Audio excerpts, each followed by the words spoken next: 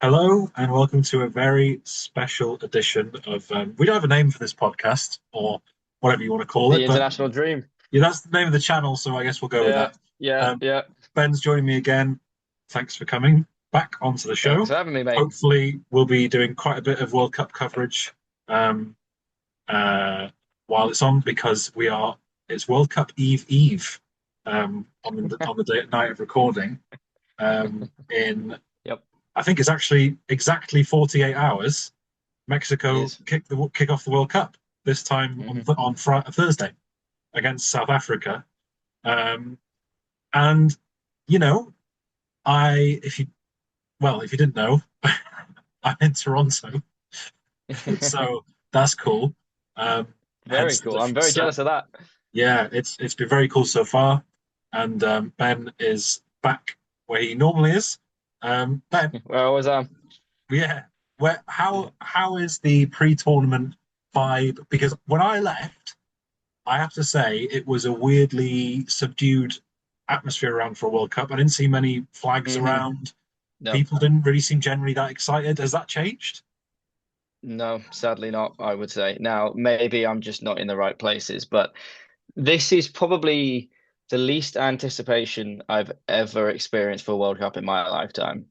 Even though this is arguably the best shot England have had. Maybe you could say 4 years ago in Qatar, but I mean, it's just ironic, right? That even then, there's hardly any anticipation. I think partly the time zone doesn't help, especially because it's so hot there. They can't play midday local time, so it's going to be, people are going to work the following morning. They can't stay up all night watching the games. Um, but no, the atmosphere is still fairly subdued, I would say. Yeah, I think the people I've been speaking to who are big football fans, I think it's only now, like literally like yesterday, where a lot of them said, "Oh yeah, I'm really excited for the World Cup now," which is Hmm. good that people are getting there. But I did get the But it's impression that pretty late. yeah, it's pretty late, and I did get the Yeah, impression that the yeah, general public who aren't massively into football like you and I, obviously, I'm out here. Obviously, I've been excited for this for like a year. We've been making videos yeah, about it. We've yeah. been excited for it. That's the But point of the channel. yeah, exactly. But Yeah, there is an element of apathy, I think, and I think a lot of it is to do with I think Trump so. Yeah. and the Trump US and team FIFA in and general. I FIFA. think Trump is a big aspect. I think the his behavior at the Club World Cup is just was like a foreshadowing of what to expect with the World Cup final. You know he's going to do everything he can to make it all about him holding the World Cup. I think just unfortunately the rest of the world, it's hard to celebrate things happening in the US right now. I know that it's not only in the US, but obviously the major games are being played there. It feels like the dominant of the three host nations, naturally. And again, with FIFA just do everything they can, unfortunately, to destroy everything, something that we still all love, even if we don't necessarily want to admit it as much as we used to because of all the change. It just goes to show, doesn't it, that the previous two World Cups being held in Russia and Qatar at the worst points um of their humanitarian issues with their it's so blatant, the corruption in FIFA now, the bribery, and they're now hosting it in a country that is too hot. Well, two countries of the three host nations are too hot to be playing sport in the summer. It's just way too hot. It's dangerous. Hence why we've got matches so late by European standards. Good luck if you're in Asia. Hope you don't get spoiled in the morning you wake up and you can watch them on catch up, but easier said than done. Yeah, it's an odd one. If to speak on Toronto, obviously, I think soccer is probably like the fourth or fifth biggest sport. It's behind ice hockey, it's behind baseball, it's behind basketball. Mm. Maybe it comes in fourth then because there is, You got Toronto. curling as well, which is huge too. Yeah, but CF Toronto are one of the more popular Yeah, MLS teams. yeah. They've had hmm big star players like Jovinko and Insigne come into the and become sort of club legends. Um, hmm and that I think has, especially with Little Italy being such a big part, and that's a shame really why it couldn't be Italy against Canada in that opening game because the atmosphere Yeah. was unbelievable Yeah. with the Italian population here. Hmm There probably would have been more Italian fans there than Canadian fans, which would have been Probably incredible. yes. Um, Yeah. and obviously biased, I would have preferred if it was Wales in that game because imagine I'm not. It's already I'm going. I've got a ticket by the way for Canada against Bosnia. If I was going to that game, it's the opening ceremony for one of the host nations. It's one of the opening games of the World Cup. It's a dream of mine. And if it was Canada against hmm Wales, that would have just been. But alas, it wasn't meant to be. Um, and there is definitely some excitement brewing.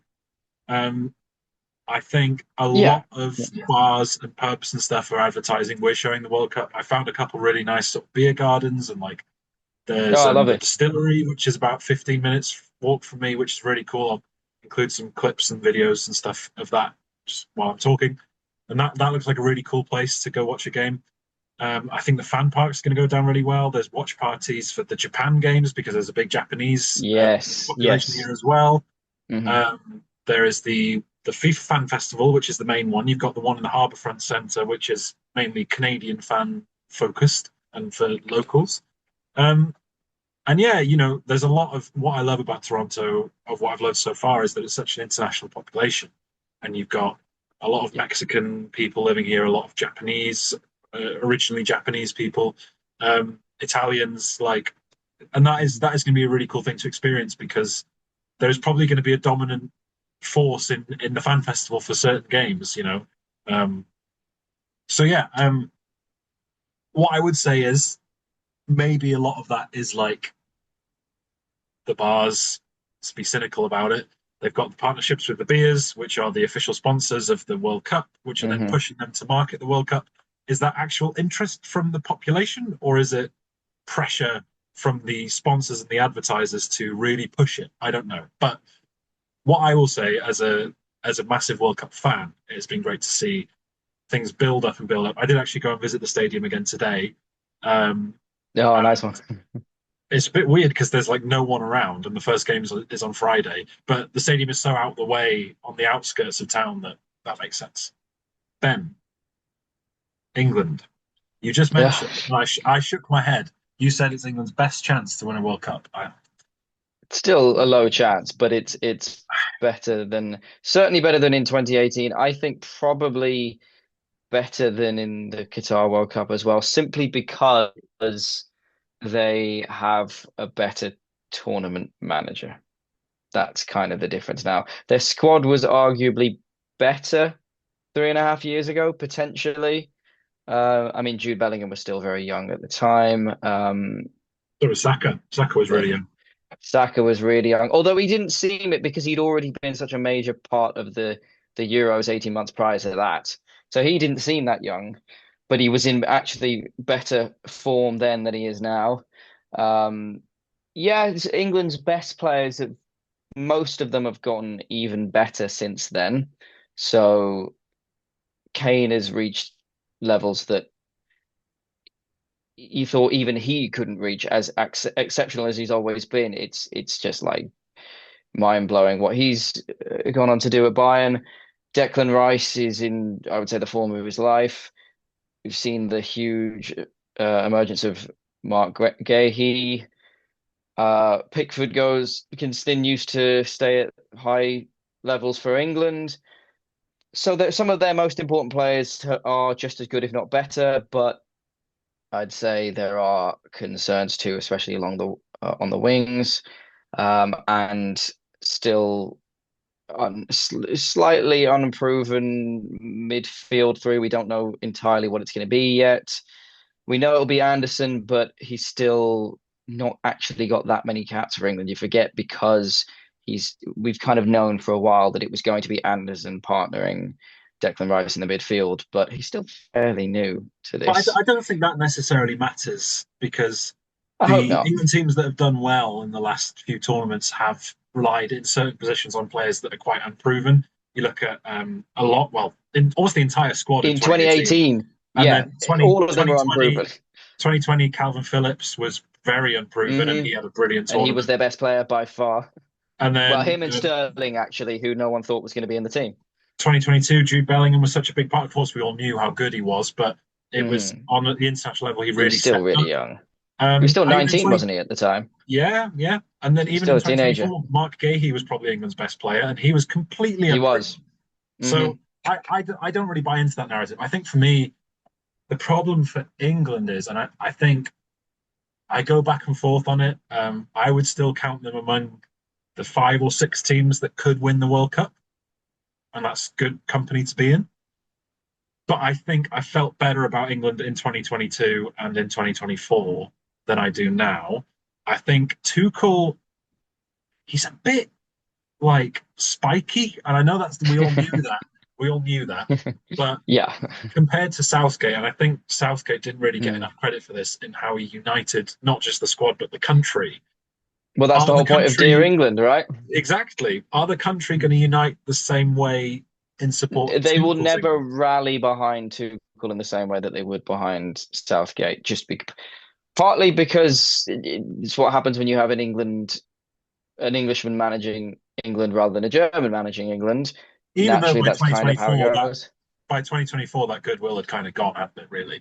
It had kind of, I think, so it's the classic case where no matter how good and important your early triumphs are, people forget that very easily and focus on the now. By 2024, people had gotten used to the attitude amongst the England squad being fixed. So we started to take that for granted and focus on his managerial flaws, which I would say he had more than Tuchel does. Tuchel is a much more proven, respected, admired manager, especially of We haven't tournaments. seen the performances since he's come No, in at all. no, That's no. what we haven't seen. There hasn't been one game. I think the only one would be Serbia away, where it was what 5-0 or something, and Yeah, but that was the only one where you'd think, wow, that is a statement result. That is a statement performance and a statement result. Um, I think every other game has either been, an uninspired 1-0 or a 2-0 against a team mhm. 100 places below them in the rankings. Or Yeah. then when they've gone in a friendly against better opposition, he's completely rotated the team. So either your takeaway is England aren't good enough, or your takeaway is, well, I have nothing to take away because that's not the team they're going to play in the World Cup. So Yeah. and that's what has frustrated me, or would frustrate me if I was an England fan. Obviously, I don't want England to do well. I'm biased in that sense. But if I was an England fan, I would be very frustrated that you haven't seen Tuchel's full strength team. We don't know what it is. He's not even tried to put it out. Um, and I get there were injuries with a couple of players, but I think England can go far, but I also think there's equally less so than with Southgate. I think with Southgate, you're like, well, they're definitely going to reach at least the quarterfinals for every tournament, probably the semi-finals. Partly That because Southgate always got very fortunate with the draws as well. you could say that, but also England did build momentum as the tournament went on every time, They and did. that They would was always get better and better. you can only play the teams in front of you. Hmm. Hmm. And it's easy to forget now. England were not favoured in that game against Colombia in 2018. Colombia, of course, in the World Cup before had been so good and they'd looked really good as well. And Hmm. England outplayed them. And then it was a late And then to win on equaliser and penalties was the beat them on most. I penalties. think they were better off actually in a way, uh, conceding that late equalizer, having to win it on penalties from a psychological perspective, being their first ever penalty shootout win ever, I believe, and especially for Southgate getting over that psychological hurdle. But I Um, think what we forget as well, beat Germany in the last 16 game in 2020, beat the it wasn't a Netherlands, great Germany, but they but did. still beat the Netherlands in a semi-final. Hmm. These are Hmm. big results, and you can say And it's they not a did great start to tournament team. they started to work by the end of that team against the Netherlands. That's when Yeah, it really started to click into gear. so Finally, better late than never, but it did. yeah, that's enough Southgate talk. I think we should we could do an entire podcast about that. But Yeah, I think yeah, that's we my kind of general have. feeling. Yeah, it's my general feeling with Hmm. Tuchel is that I've always liked Thomas Tuchel as a manager. I just don't think the feeling is very good going into this. Although you speak It's to not. people who It's are close definitely to not. the people speak to people who are close to the England camp, and they say they're very determined. The mood is really strong. I think what worries me is England, if they play against the low block, they've left Trent Alexander-Arnold, Phil Foden, and Cole Palmer at home. The three most Yeah. creative players they have. They've Hmm. left all Hmm. three of them at home. Two of them, I'd be like, fair enough. You need that. Who is that player that's got the killer pass? They haven't Yeah. got it Yeah. really. Yeah. And I think playing I on the break, England will be fantastic. But when They they've don't got, often play on the break. That's the thing. Because they are generally in most tournaments, because there's only so many national sides that are on the same level as them, most of the time they're playing objectively weaker opponents. And that's almost a detriment to them because it means they have to control the game and they really struggle with that. Like you said, they really struggle against the low block. I think that's why I think weirdly, I think England will struggle the most against Panama in the group because I think Panama will sit Yeah, down and they'll make I it would really, completely agree really with that. difficult. And I think Yeah. actually, if I had to predict the three games, I think they'll probably draw with Croatia 1-1, um, because it'll be the opening game and they'll be figuring each other out and all that. I think they're going to absolutely smack Ghana because Ghana are going to try and take it to them, and Ghana are actually a much worse team than people think because their recent form has been terrible. They've just sacked their manager. Semenyo has done nothing for the national team in it at all. I'm happy to prove me wrong. He's a great player, but I think they might score 4 or 5 against Ghana and win that, and then maybe 1-0 against Panama. But and that, then they top the group, and we'll see. But I don't know if you've been looking at brackets, but it's like if they win the group, it looks likely that they'll Yeah. play Mexico in Mexico City in the last 16 if both of them get through the last 32. Possibly then Brazil in the quarterfinal, and then Argentina in the semi-final. Yeah, it's a tough Um, run. it's Yeah. tough, but you're avoiding It's tough. France, you're avoiding They're avoiding Spain. France. That's the big one. They avoid what I would say are far and away the two most intimidating teams in the tournament. So they've kind of lucked out being on that side of the draw, but it's going to be even tougher than ever before with that extra round, the round of 32 now, because just anything can happen. And we will see all our predictions are normally based on what realistically we would expect to happen. And you just know there's going to be so many shocks in those first two knockout And that, games. that is even before then. I think the groups we did an entire series previewing the Yeah, groups. yeah. I think what it's easy to say what it's going to be on paper, but for example, if Scotland pull it out of the bag and top their group with Brazil and Morocco, the bracket is completely messed up, and every prediction everyone's had of the Hmm. knockouts is gone. And Yeah, which side of the bracket is more favourable, especially with the 48 team tournament? That's what I'm really excited about. Is that more so than at previous World Cups, maybe those final rounds of group games, I guess they were important in a different way, right? But teams might have already qualified. And then do I rest my players because I've got so many games to play and the heat and everything? Or do I try and he's win the to make big sure I win the factor. group to avoid, and there's going to be a lot of that going on. We'll get into that. But before we move on, England, I want to hear what your expectation is, Hmm. what you think the worst they could do is, and what you think the best they could do is. Yeah, I think my expectation is I think this has got like a quarterfinal exit written all over it. Um, I think that in the last World Cup they did get to the quarterfinals, and I think it was an admirable exit because they were arguably the better team against France. France were a penalty shootout from winning the tournament. This time, I think it would be seen as disappointing, simply because they're off the back of a second tournament final, even though there aren't huge expectations, because as we know, the British media loves to be very pessimistic about England. The England fans love to be very pessimistic because there's been 60 years proving why we should be pessimistic. But even so, I think a quarterfinal exit would be seen as a disappointment and a bit of a failure for Tuchel.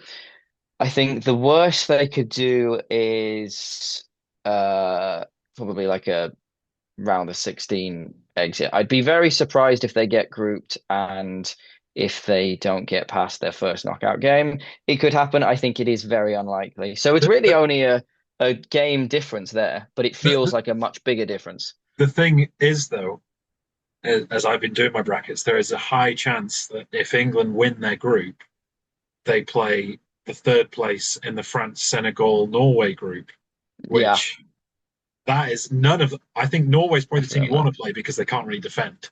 You don't want to play Senegal and you don't want to play France because Yeah. we know France, they can start tournaments slowly and grow into them.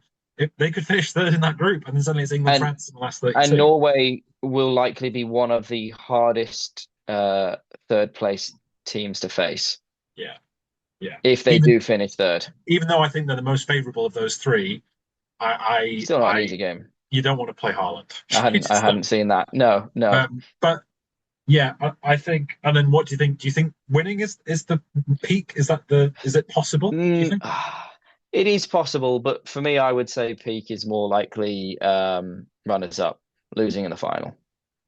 I just Yeah, think the amount of top teams they would have to beat to win this tournament, it's just too much to expect. When we've only really seen England beat in recent years, we've only seen them beat one major team in a knockout match, which is Germany 4 years ago. Well, yeah, 5 years six ago. years ago. Sorry, it was 5 years ago, Oh, five. Yeah, it and was five. Yeah, five because it was 2021, even if it was the 2020 Euros, and it was one of the weaker Germany sides we've seen for many years, and that's and really it was the at only Wembley. time. Let's just remember that. And it was a well, yes, yes, yeah, good point. And it was at home, so it just seems incredibly unlikely. Um, a final is possible. I don't see how it could be possible to beat that many top teams consecutively. I think semi-finals is my it's quarters or semis.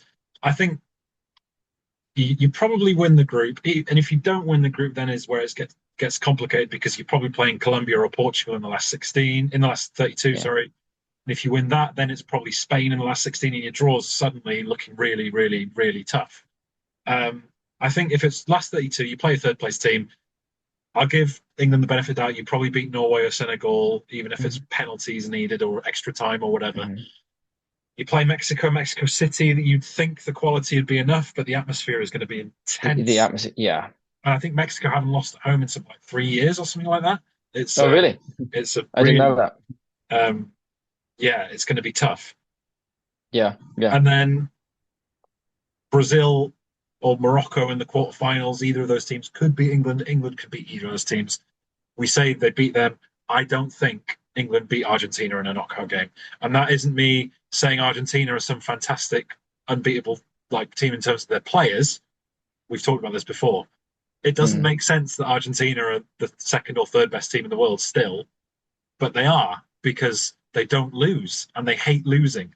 And if there's one team where I don't care if they're 2-0 down in a knockout game, I'm not counting them out, it's Argentina. So, and I just think the mentality and the history of that fixture Hmm. and all that, I just think it They would be too believe much they're for going to England. win. Yeah, and They I think always believe they're going to win. for England it would be pressure, and for Argentina, we've already won the World Cup last time.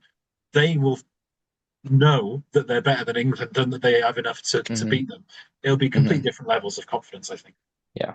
But it is very rare that the reigning champions do well in a World Cup. And this is the thing as well. I've been thinking that maybe Austria or Algeria pull off a shock in that group, but um, so anyway, that's a lot of England talk. I think they own the World Cup or something. Um, no, I think it's interesting, especially because of the media coverage that we get, Mm, and to just try and discuss it in a more unbiased way. yeah. Because And you can be too pessimistic, you can be too optimistic. You see a lot of that yeah. with England. And I think there are reasons to be optimistic about them as well, which we don't discuss as much. Look, I would say that England have the best player in the world leading their line right now. That is huge. There are very few top nations with truly world-class centre forwards. The thing they're often lacking is an excellent centre forward and an excellent goalkeeper. Um, England have both. yeah, obviously I wouldn't say that Pickford is world class, but he's still a great goalkeeper, especially whenever he puts on an England shirt. He's proven time and time again. And the thing that sets England apart from all other of the kind of top five teams in the tournament is Harry Kane as a true out and out number nine. France obviously have an incredible front line. None of their none of their best players are really a number nine. Mbappe still, I think, Mbappe's is going to not a play there, true. and He's going to play instantly, there, but it's not yeah, his true I, position. He's I, I always don't better really cutting in care. from the left. I think Yeah, Mbappe is that good that anywhere yeah, on the forward line, he's going to score mhm, goals. yeah. And I guess that's another talking point we can get into later. But to just touch quickly, um, I mentioned that I think there are six teams that can win the World Cup this time Hmm. around. Hmm. Some people would say as many as eight or nine, maybe. Some people would I say think as that's few too as many. four. I think everyone would say there's at least four. I think you've got to say France, you've got to say Yeah. Spain, you've got to say Hmm. They're England, the two, and you've got to and say Argentina. Argentina. Those are the Yeah, four. We've those are said the this four from the nailed start. on. I think they've Hmm. been maybe England have fallen out of our top four, but they've been consistently within our top four I think they're nations. still fourth. I think they definitely still have to be fourth favorites of those four. Yes, of those four, and I don't then think they can be any lower than that, there's just two because of the nations. players they have. There's two nations that come into it. Portugal Portugal's a and really Brazil. interesting. Yeah, Portugal's a really Yeah. interesting one because there's a lot of hype for them right now. A Hmm. lot of people are jumping on the. Ooh, Portugal could win this because they're looking at Nuno Mendes and Joao Cancelo as the fullbacks. Yeah. Cancelo's had a bit of a renaissance at Barcelona. He's kept Hmm. keeping Hmm. Jules Koundé on the team, so Yeah. that's really good. And then Vitinha, Bruno They Fernandes, have and an Joao Neves. outstanding midfield. I'd say they have So the best midfield in the tournament. in terms of fullbacks in midfield, they're looking really strong. Yeah. They've Yeah. got strong goalkeeper in Diogo Costa as well. Hmm. Centre back partnership of Ruben Diaz and probably Inacio. I'm like, blah. Mm, Diaz is not at his best. He's not really starting no. regularly for Man City anymore, but he's still an experienced player and you trust him. Yeah. And there are But worse defensive lines than that. yeah, where I worry is actually the attack, which is where Portugal Hmm. have been so strong historically. Are we starting Bernardo Silva or Pedro Neto on the right? I think it'll depend on the opposition. I I think think they'll so. rotate. You're looking I at think probably with the Rafa Heat, Leao or Neto, just because yeah, at his age, it's a lot to expect of Bernardo Silva to be running around all that time in that humidity. and then you're looking at probably Rafa Leao or Joao Felix on the Hmm. left, and then Cristiano Ronaldo up front, which is a whole other It shouldn't debate. be Ronaldo. Look, I don't want to disrespect him too much because he is genuinely one of the greatest there's ever been. But was he 41 now? It's ridiculous, and I think it would be fine if he was like genuinely putting a shift in, but But he's just not. he's He, not. he can't. He Which is can't. You why can't expect him to. another reason why I think it'll be Pedro Neto on the right is to compensate for Ronaldo, which I don't necessarily dislike. I quite like having the runner there to because Rafa Leao's not going to run back. No. That's not happening either. So Mm. I like Portugal. I worry that in a big knockout game, say some brackets have them against Argentina in the quarterfinals. Again, it's a similar thing to England. I don't really trust them to get over the line against a No, team I that is agree. so confident and so just unstoppable unless they're playing France or Spain, in my opinion. Hmm. I think those are the only two teams where I would say Argentina are second favourites against them. Yeah. Yeah. And then as for Brazil, interesting. It Carlo is. Ancelotti is at the wheel. João Pedro is Hmm. at home. Neymar is in the squad, but probably Yeah. won't play a minute. That But one has really surprised me. I can't lie. what was really interesting, I was listening to a Brazilian journalist talk about this and how throughout Mm. his career, Carlo Ancelotti has really valued the dressing room in having a squad. Mm. And she was saying, even if Neymar doesn't play a minute, the fact he's there, all the older players love him like a brother, like Marquinhos and Mm. Alisson and all those. Yeah. And the younger players look up to him as an idol, right? So Hmm. even if he just plays 10 minutes in one game, he'll still get that World Cup medal. So it's like a mascot, a 26 man mascot. Um, it's a risk because Joao It's Pedro very, could very have been a risky. great member of the squad, but Yeah. I guess the argument is if he's behind the pecking order, behind Igor Thiago, behind Mateus Cunha, and behind Rafinha in Carlo Ancelotti's plans, he wasn't going to play anyway, and Endrick as well. So if he was really fifth choice, I know we all like Joao Pedro because he's been Chelsea's best player this season. If he was fifth choice striker, then it doesn't really matter, does it? No, but well, having said that, we haven't had that many tournaments in this level of heat. That's when you really start calling upon your squad because players get exhausted, they get sick, they might get injured. It would be unlikely that It's Thiago, it's Endrick, and Cunha would all get injured, though, right?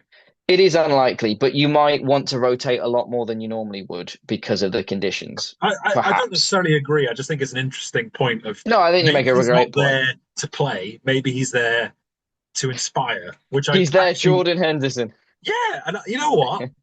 When you put it like that, of all the Jordan Hendersons you can have, Neymar's probably a pretty good one because for all his controversies with his character, his teammates have always loved him. So are we agreed then that it's France, Spain, Argentina, England, Portugal, Brazil are the only teams that can win? Most likely.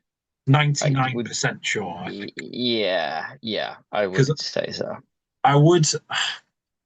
This is a bit of like an in between the favourites and the dark horses, but Hmm there's an element of there's these teams in the World Cup that shouldn't be dark horses because they're too notable, but they can't be favourites hmm because I know there are three teams and you know who they are. It's Germany, the Netherlands, and Belgium, right? hmm Where hmm they are big teams, but Yeah, nobody thinks they're going to win. yeah. I actually Are think Belgium a big team anymore, really? they've Because it's a got very big small players still. country. Yeah, They it's have kind some of. big players.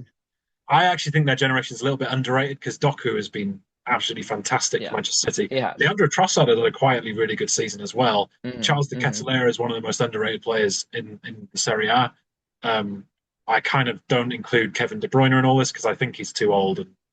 But Unfortunately, yeah. what a midfield pairing Raskin of Rangers and Tielemans of Aston Villa is. Defensively, I worry a bit, but then you got Courtois in goal. So, you know, I just don't think that they. I think it's the same for me with with Belgium and the Netherlands, where they will do well in the group stage, and as soon as they hmm play an elite team, they'll get knocked out, and Yeah, that's yeah. what's going to happen with both teams, I think. I agree. I do completely agree. Um, Germany's kind of the wild card. I'm actually going to see Hmm Germany play the Ivory Coast, which I'm really Oh, excited really? for. Really Oh, that'd be excited for that. good. That's going to be a Yeah. fantastic game, and that's on the 20th of June, so in 11 days. Be my third game of four. Um, and I don't know. I think I would be more willing to put them in the favourites group if not for the injuries to Leonard Carl and Serge Gnabry. Those are two really, really bad injuries to get because now, Yeah. if Musiala isn't 100% fit, if Wirtz is out of And he's form, not been. there's no. Which I'd say they kind of are. I mean, I think Gnabry is kind of the worst player they could lose. Even though we talk about Wirtz He's had a and fantastic season Musiala, he as has. Bayern. He's not only has he slotted in perfectly to replace the injured Musiala, Musiala can't get back into the starting team anymore because Yeah, Gnabry's so good. yeah, In fact, when Gnabry was injured and couldn't play against PSG, uh, it felt like a bit of a sacrifice bringing Musiala back into the team, even though he's supposedly pretty much fit now. I worry he's going to be one of those players that never quite reaches the same heights after such a big injury. We've seen it the, recently the with the likes of German Michael Rodri Owen. and Michael. Yeah, Van Dijk even. Like, yeah, he was incredible afterwards, but he was never quite as What I outstanding think as he was before the injury. Pedri is one of those players who had a big injury and it took him a long time. And I think Mm, last season was I think it but was he which was like has. last season was when he really found that again. So he I, has, but it is rare. like It you is said with rare Van that Dijk, happens. he is on the older side and he had about 18 months of being world class again and then kind of started to drop off again. hmm hmm So I think with Germany though, I like I like the centre backs. I think they get a lot of undue criticism. Schlotterbeck and Tar. I think they're both really good. hmm Um, I'm not sure about bringing Manuel Neuer back when No, Ollie I don't understand. At 40 years old. Baumann hasn't put a foot wrong, really. hmm And now Nagelsmann's come out and said Neuer's the new number one. It's just a bit odd. Is it again a kind of mascot type thing? Is it to do with them all looking up to their World Cup winning? Well, maybe, but I don't know. I'd bring him in as an assistant coach then. and Yeah. it'd be one thing if he came in as the third choice keeper, but he's come in Hmm. and he's replacing the Yeah. guy that's got them there. So it's Yeah. weird. I mean, any team with Joshua Kimmich is going to have a good chance because his is Hmm. probably, I would say, one of the five best crosses of the ball. Not Yeah. necessarily his corner kicks aren't great, but when he's crossing the ball from wide, he's incredible. His deliveries are He is. He is. fantastic. But he's best in the midfield, and they keep trying to pull him into right back again. See, And I worry that undermines him. I don't know if that is because I like having him wide for those deliveries, and when you've got It's Pavlovic true. and Goretzka is kind of the engine in midfield. I don't Mhm. mind it. We'll see. He is flexible, and I'm sure there'll be games where Yeah.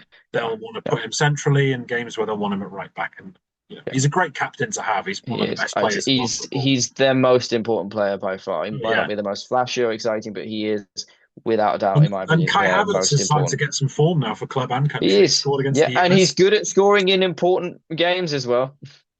So Leroy Sané looked really good against the US as well. Um, Mhm. so if that attack of Wirtz, Musiala, Sané, and Havertz can click, which definitely can, um, It can.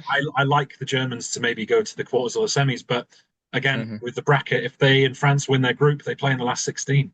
That's early to play a team like France, and I think it's too much too soon. nobody's going to fancy them against France, really. No, But no. as we've said, the likelihood of all our predictions coming true is so unlikely. So Yeah. for that reason, Yeah. Germany aren't quite in my top six. I would put them seventh, but I was higher on Mm, them a year ago, and I was definitely higher on them 2 years ago at the Euros, mm, where they were probably the yeah. second best team behind Spain, and were just Yeah. unfortunate to play them in the quarterfinals. Yeah. Yeah. Um, which brings us on to dark horses. Ben, who are you thinking? Who's on your mind where you think, oh, that could be Y- a little Yeah. quarterfinal, semi-final run that people might So not expect?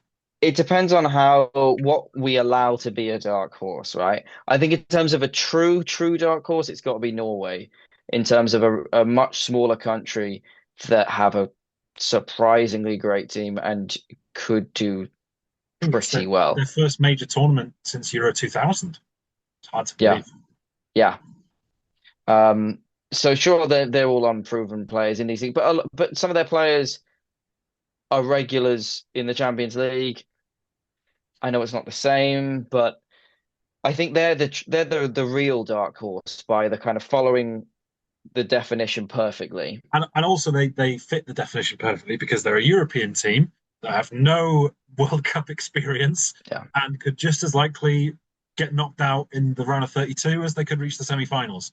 It's Hmm. Norway this time is really reminding me of Turkey in Euro 2020, which is why I'm Yeah. not wanting to say it because everybody said Turkey and then Yes, because we they all know how that bombed works out. out last time. Um, Yeah. Yeah. yeah, Hmm. I would say Norway are up there. I wouldn't put them as my number one. Okay, who Um, would you say is your number one then? I would have said Japan, but But the are they a true dark horse? They almost seem too good to be a dark horse. there's that, but there's also the fact that both Takumi Minamino and Kaoru Mitoma are missing the tournament injured. To miss two of your Oh, best I didn't realize attackers, that. they still Yeah. got great attacking depth, but I think especially Mitoma. I know he hasn't had a great season for Brighton, but Yeah. he's still kind of the No, but face of the Japanese he team. is. He has been for a few years now. Um, so I'm not as hot on Japan. I do still think they could top their group because I don't think the Dutch are that strong. Um, but I don't feel as good about that as I did. I think it's a bit of a cop out to say Morocco because they reached the semi-finals They're last time. They're too not a good dark to be a horse. dark horse. Um, Yeah, sure. In terms of the smaller countries, they will probably do the best. You would certainly expect them to, but they're too good to be a genuine dark horse these days. Off the back of a World Cup semi-final and sort of maybe winning the AFCON. They I think they are too good to be classed as a dark horse these I, I, days. I think yeah, They're I amazing. don't think you can be a dark horse if you're in the top 10 of most people's power rankings, which Morocco are. That Yeah, maybe they yeah. wouldn't be in mine, but they'd still be in the 11 to 13 range. Mm. Um, They're certainly in pretty much everyone's top 15, and it's like, well, there's way yeah, more countries than that in the yeah. World Cup. So I think if we're going to go true hipster and go truly into, we're not picking Senegal, we're not picking Norway, we're not picking Morocco, we're Mm, not picking Japan. Where'd you go then? I still think Switzerland. I like I don't see it. Switzerland, but I think people have cottoned on to Switzerland now. Switzerland used to be the team where people would predict them to go out in the groups, and then they'd not go out in the groups, and then maybe they make a They knock out quarterfinal or France. something. Yeah, exactly. Taking them to penalties, all that kind of stuff. Mm, Um, but I just think there's a ceiling to Switzerland, and I think I could see them winning their group, winning a knockout game, knocked out last 16. Maybe they get to a mm. quarterfinal if the draw's kind, but I don't see it for them as like a giant killer. Um, Yeah, yeah. Now this is bad news for Germany. I've got three dark horses in my mind right now, and two of them are in Germany's group. And they would be the Ivory Coast and Mhm. Ecuador. Um, the Ivory Coast are an interesting one. They have, I don't think they necessarily look like the greatest team on paper, but they have a lot of really underrated young players. Most of all, Yan Diomande, who's just now people are starting to pick up how good he is after a season at Leipzig, and Liverpool have been linked with him for a £70 million bid. Um, Oh, he really? is just Mhm. 20, I think. And he will play on the left, and Amad Diallo will play on the right. And that is a scary wing combination. They've also recently recruited Boni, the Inter Milan striker. Mm. So that's a really good front three. They're a really solid defense. And I just think there's just a good vibe about the Ivory Coast. They play attacking football, but they're also able to lock it down defensively when they need to. Ecuador, again, maybe this is I too think that's a obvious. really interesting one. I don't think it is too obvious. I think the main thing with Ecuador is that they're still playing Enner Valencia up front, who's 36, 37, and he's basically the Yeah. source of almost all of their goals in open play. So that's the main problem is the attack. But man, the defensive midfield is almost impenetrable. I think you also have to consider which teams will be better suited to playing in that heat. Oh yeah. And I I, think I, Ecuador have a big advantage there. I think Piero Hincapié had an interview recently at the Arsenal left back who plays for Mm. Ecuador, and he said, "If you want to beat us, you'll have to kill us." That was his. Oh, I That didn't was see that his. interview. That was his statement on the Ecuador team. Um, Yeah. and Caicedo has said, he said in an interview point blank, "We are going to win the World Cup." So this is a massively Mm. confident team Yeah. who are going to fight. And I'll tell Mhm. you what, whoever plays them in any knockout game, they're going to hate every second of it. And probably the people Yeah. watching are Oh, going to yeah. hate it as well Be like because, playing Colombia back in the day. yeah, except without James Rodriguez and Falcao. Just if Colombia Yeah. was just the fighting and the scrapping. But, Yeah. you know, I really think they could nil-nil penalty shootout their way to a semi-final. I really think that could happen. Yeah. And I think I they think could they'll win, get some good support from the fans as well. I think of they'll course. get a. I think I'm expecting a good turnout there. Yeah. And William Pacho, Hincapié, and Ordonez and Caicedo. It's just an incredibly tight unit. They only conceded 5 goals in 18 games in qualifying. Really. That is that is Yeah. something. So Ecuador, they're not going to be fun I to think Ecuador's watch, the but most they could interesting go one. they could go far. And my other one is Mexico because I think of the co-hosts, they are the most likely. I think the US are looking better now than they did 12 months ago, but I still don't I don't expect much from the quite. US, to be honest. I think I put them I in a really don't similar expect. bracket as Belgium and the Netherlands, Yeah. where Yeah. they'll do well, they'll maybe get to last 16. If they play a big dog, there's no chance really. I wouldn't even be surprised if they get grouped. I think it's unlikely, but I would not be shocked by it. I don't have high expectations for the US. I have much higher expectations for Mexico. Yeah, Much more. they've got a really good looking team. They just beat Serbia 5-1 in a friendly.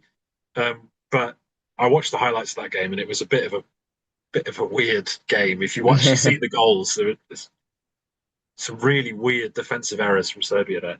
But um, regardless, the home factor is going to be the biggest for them. Even the games in the US, they're going to bring a massive support. Yeah, yeah. So the whole thing of like, well, the last game in Mexico City's in the last 16. I don't think that really matters. Obviously, they're going to be have bigger home support in Mexico City, but if they're playing in Texas, if they're playing in California, wherever it is, um, I would back them really. No, I'd agree. So yeah, anybody else you want to shout out that you think could do something surprising? Not really. Not really. I think Ecuador is a great shout.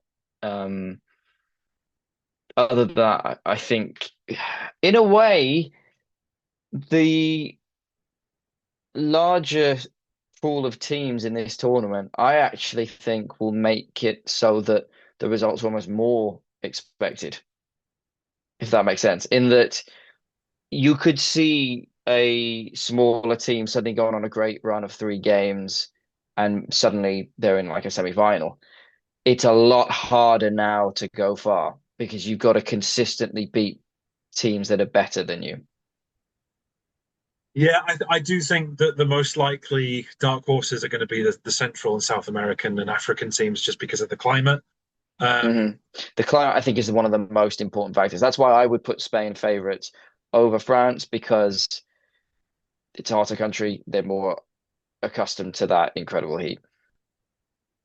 yeah, in terms of other teams we haven't talked about, Colombia and Uruguay, the big football nations. I like Colombia. I think Yeah, people are going a bit too far in their prediction now. I've seen people say I, Colombia semi-finals. I think that's a bit crazy.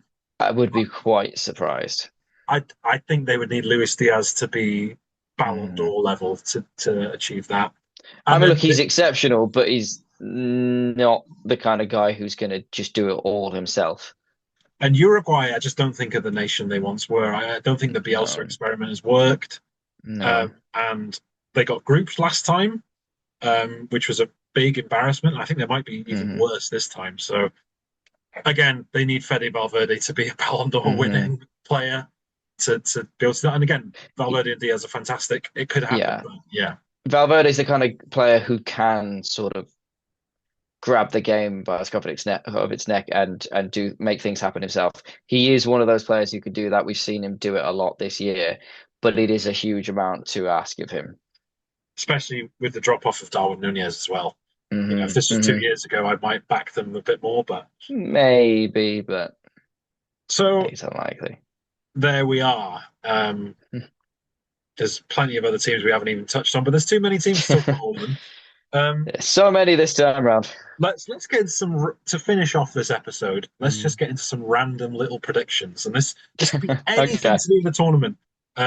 Just something that comes to your head. I'll start us off, um, and then we can sort of bounce off each other a little bit, maybe. Um, Mm. I think that the group stages will mostly go how we think they will, but the Yeah. round of 32, I think a couple of big nations will go out.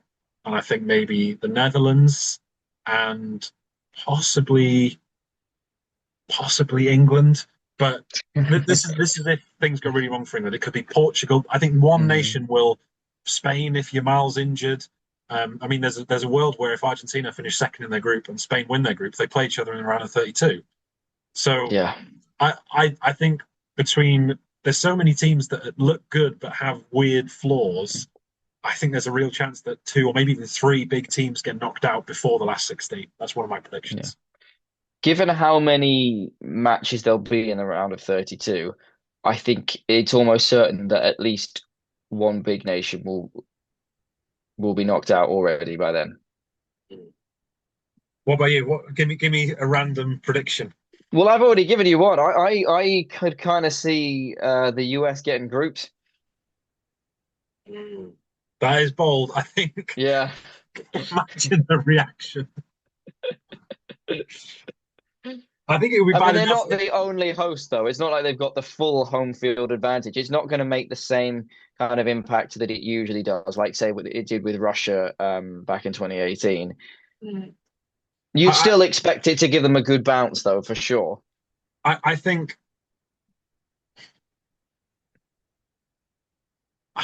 Yeah, it is a tough group. We talked about this in the preview, Hmm. where Mm. a lot of US fans are a bit cocky about it, and maybe at worst think they'll finish second because Turkey have players they've heard of. But I think it was just today or last night, Enciso for Paraguay got injured, who, Ipswich and Brighton fans might find this hard to believe, but for the national team, he is fantastic. Um, and he was very consistent at club level. So losing Enciso for Paraguay is quite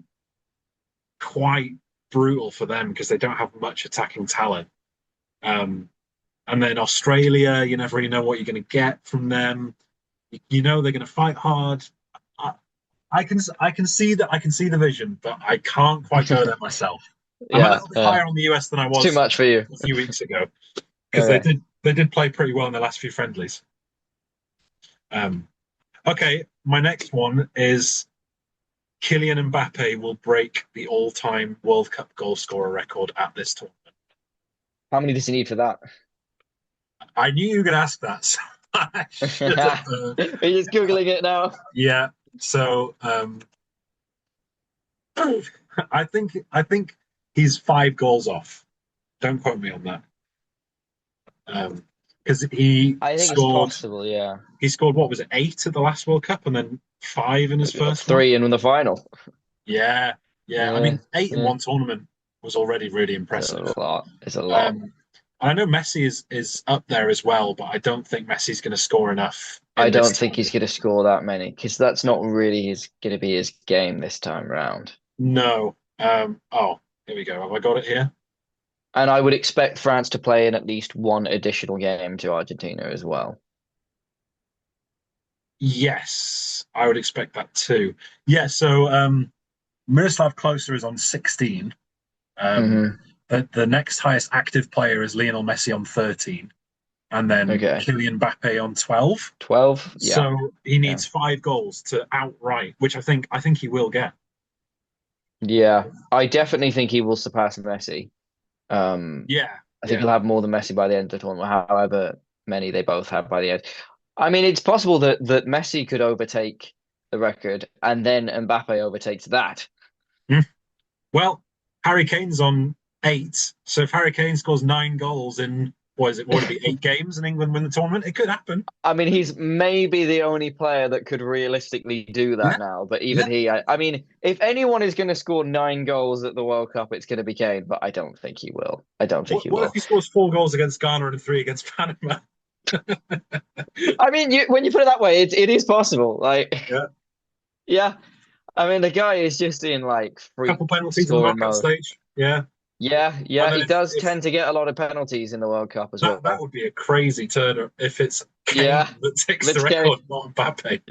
Um, Yeah, yeah. yeah, so even though I didn't research it before, I knew Mbappe was fairly close.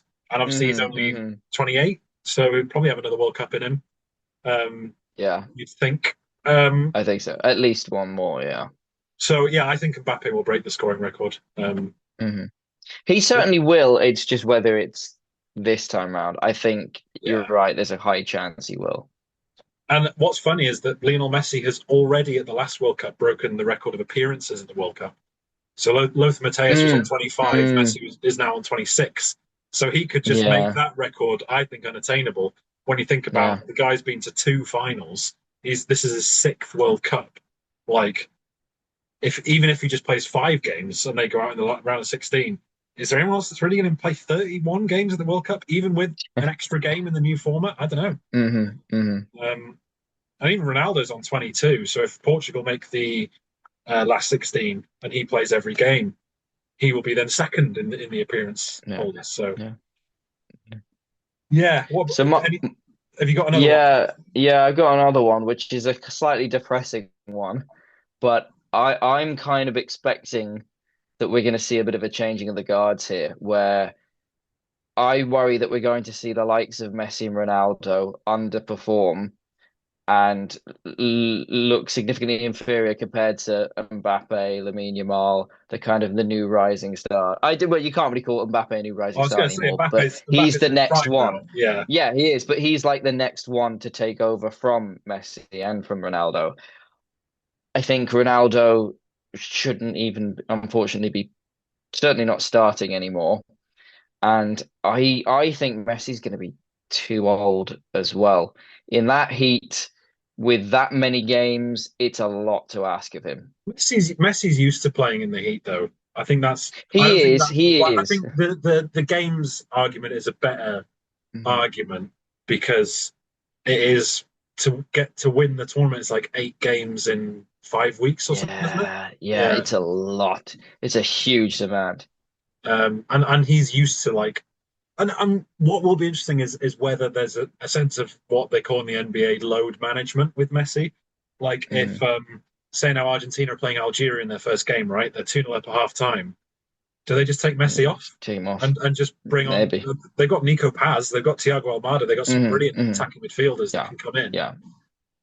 It's an I'd idea. say it's worth that risk to do it. I think, yeah. I think the other challenge Messi is going to have is, with all due respect to the MLS, this is by far the lowest level he's ever been playing at in his career. So it's a bigger step for him to take on again. And there's the big discussion around the Argentinian team with their choice of friendlies, where it seems they purposefully pick teams that they know they're going to beat easily. Like the Yeah. last friendlies, I think were against Zambia, Mauritania, Honduras. Tonight they're playing Iceland. So it's an interesting tactic. I guess the players are less likely to get injured if they're not playing as Yeah, intense but games. what is it really telling you? Yeah, I don't know. I don't mind the take. Yeah, I think Mhm. people will have realised that I'm more of a Messi Yeah. defender than Ben is on this podcast. But even I'm not sure what we're going to get from Messi. But I'm of the belief that this Argentina team is good enough that even if Messi isn't performing at 100%, they can still win the World Cup Yeah, he's because of. not as essential to them as he was last time around. I don't, it's not even down to any individuals. I think it's just the collective team spirit and sense of being unbeatable, and that is something very rare in football, especially in World Cups. And for it to be likely to be almost exactly the same starting 11 from the last World Cup. I mean, we've Hmm. lost Di Maria, but other than No that, Di Maria, but that's it. it's Yeah, pretty crazy. And again, yeah. that could be a positive or a negative. Hmm. Um, okay, I can see that. You also got Luka Modric as well, Yeah. who plays into that, not to the extent of Messi and Ronaldo No, and but Neymar, I suppose. it's just ludicrous. He's still Yeah, going. I mean, the yeah. whole Croatian team look like they should be coming out in walkers. They do have some good young players, to be fair. Yeah. I like Vuskovic, the centre back. He'll be coming back to Spurs this summer, but Gvardiol as well. But yeah, Guardiola, yeah. um, Well, the last World Cup was when Guardiola really kind of came onto the oh, he was. scene. I don't think he's been that good since, and He's that not. He's I don't not, mean that unfortunately. in a mean way, but he was so good. He was Even though just Messi absolutely exceptional. He was Messi took him for insane. his lunch in that Yeah, but one there's no moment. shame in that, is there? No, there isn't. There isn't. Um, yeah, so we're two hot takes down each. Um, Hmm. ooh, I didn't You really got any prepare more? a third one. I'm trying to think. I think we will have Mhm. two South American semi-finalists. Ooh, okay. But you don't want to, you can't say who, you just think I there will be two. I think it'll be Argentina and Brazil, but Hmm. because I do think Brazil are going quite under the radar, and I think Hmm. the fact that there's no pressure on Brazil might suit them because usually there's so much pressure on Brazil. There's like at the last World Cup, people were saying it'll be Brazil or Argentina before it even started, and there was almost this expectation that Brazil were just going to win it because, Yeah. but there's no one's expecting that this time. So I think that might work in their favor. Colombia, Ecuador, as we've talked about, have the ability to reach the semi-finals, and I just think that side of the bracket looks to me, unless England make it through, which is possible. Um, I just think with the heat and yeah, I just like the South American teams. Ecuador, especially, I think could be really tricky and just Hmm. sort of Arsenal their way into the semi-finals, if you will. Yeah. So I do have one other actually, Okay. which is that I think there is quite a real chance that France don't actually do particularly well in this tournament. I I agree. think I we're agree. just assuming because of the incredible squad that they have that it's gonna work out perfectly. Now we've seen it time and time again. The French teams do have a tendency to fall out with one another. It does happen a fair bit historically. It The hasn't happened in a midfield, while. no, so it almost feels like it's due for another round. The midfield is not great. I mean, Rabiot, I'm surprised he's back again. I don't understand N'Golo Conte being called back. I don't understand it.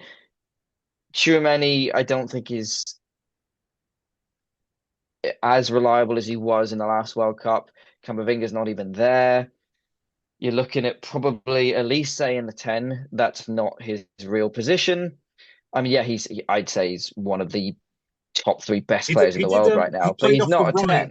10. They played Northern Ireland the other night, and he played off the right. Mm. And I think Dembele played a number 10, and at least he And scored a hat again, trick. yeah, yeah. But I'm expecting Elise will be the one put in the 10 though. Um, and they don't have a real number 9, so are they all going to just keep rotating? I don't know. I think we're all assuming because their squad is so incredible that they're going to do amazingly well. Now, Deschamps has kind of made it kind of difficult to watch in the past, especially in the past Euros. And as we've seen, there's a reason Spain are the favorites, and it's not because of their squad. Their squad, I mean, I think other than maybe Rodri, I'm not sure, and Lamine Yamal, I'm not sure any of their players would get picked in the France team, and Pedri, yet. Pedri definitely. Oh yeah, Pedri, of course. Sorry, of course. I forgot Pedri. Yeah, but that's just three of them at the most. I'm not even sure you would put Yamal because who would you replace him with?